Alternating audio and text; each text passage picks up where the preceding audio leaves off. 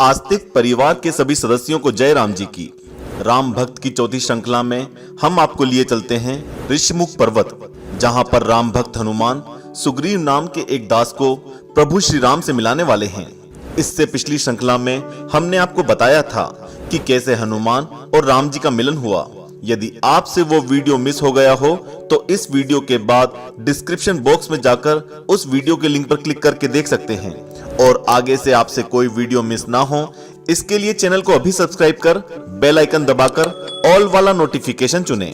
हनुमान जी श्री रामचंद्र जी से कहते हैं, हे नाथ, सुग्रीव इस समय बहुत डरे हुए हैं। आप उनके आगे दोस्ती का हाथ बढ़ाइए और उन्हें अभयता प्रदान कीजिए। उनके पास करोड़ों वानरों की फौज है। वो जहां तहां माता सीता की खोज में अपनी सेना को भिजवाएंगे।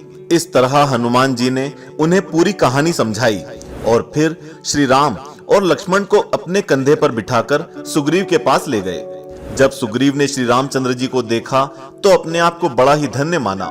बड़े ही आदर पूर्वक प्रभु के चरणों में माथा नवाया।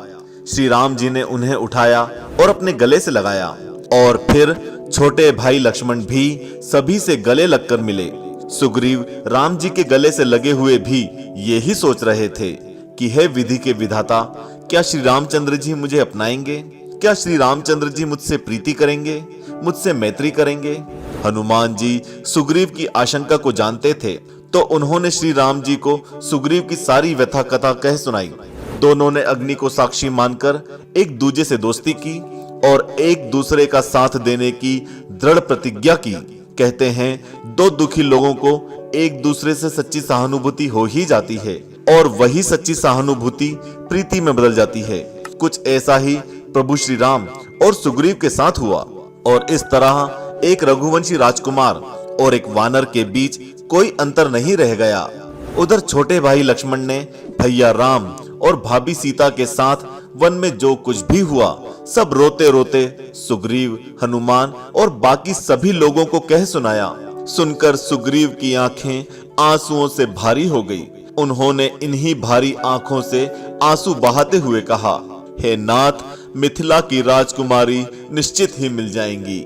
सुग्रीव ने राम जी को बताया कि वे एक बार यहाँ अपने मंत्रियों के साथ कुछ विचार विमर्श कर रहे थे।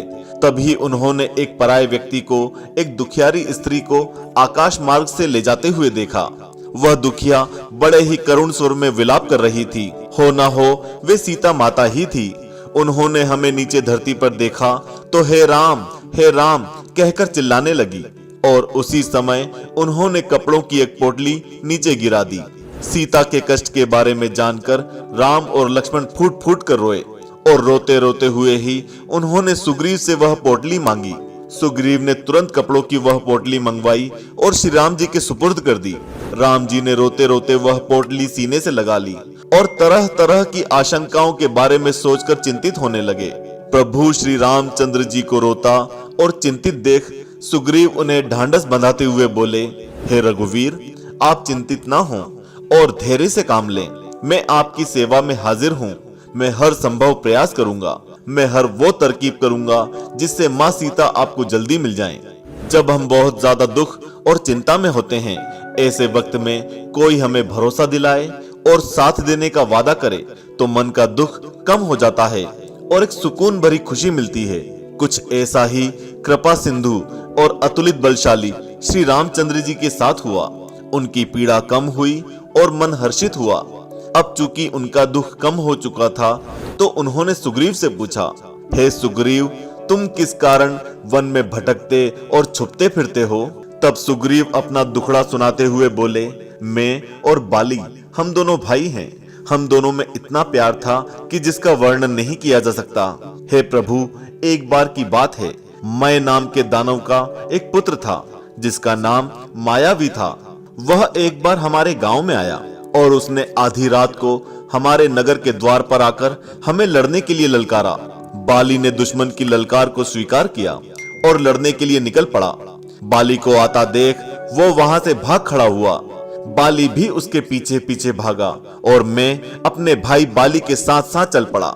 वह मायावी दैत्य एक पहाड़ की गुफा के अंदर जाकर छिप गया। तब बड़े भाई बाली ने मुझे समझाया तुम एक पखवाड़े यानी कि 15 दिनों तक मेरा इंतजार करना। यदि मैं तब तक भी बाहर ना आया तो मान लेना कि मैं मारा गया हूँ। सुग्रीव आगे कहते हैं, हे खरारी, मैं उस गुफा के बाहर 15 दिन नहीं बल्कि पूरे 1 महीने तक रुका रहा और फिर एक दिन उस गुफा से खून की एक बड़ी भारी धार बह निकली। मैं समझा कि उस मायावी राक्षस ने बाली को मार डाला और अब गुफा के बाहर आकर मुझे मारेगा।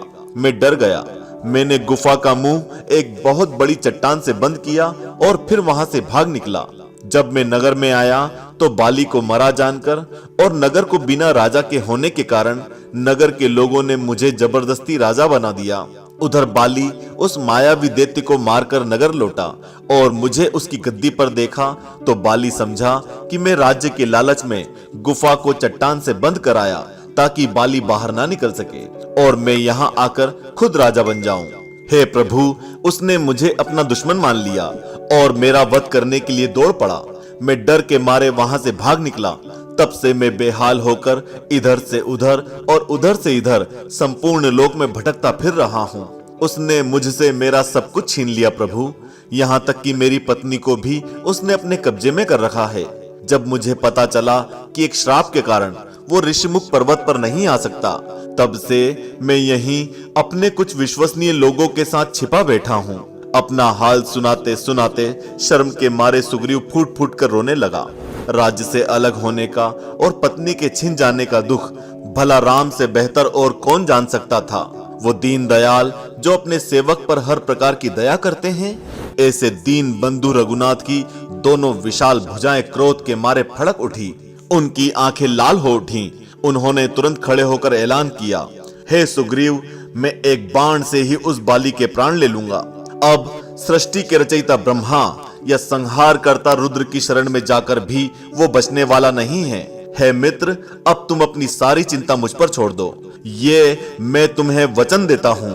रघुकुल रीत सदा चली आई, प्राण जाए पर वचन न जाई।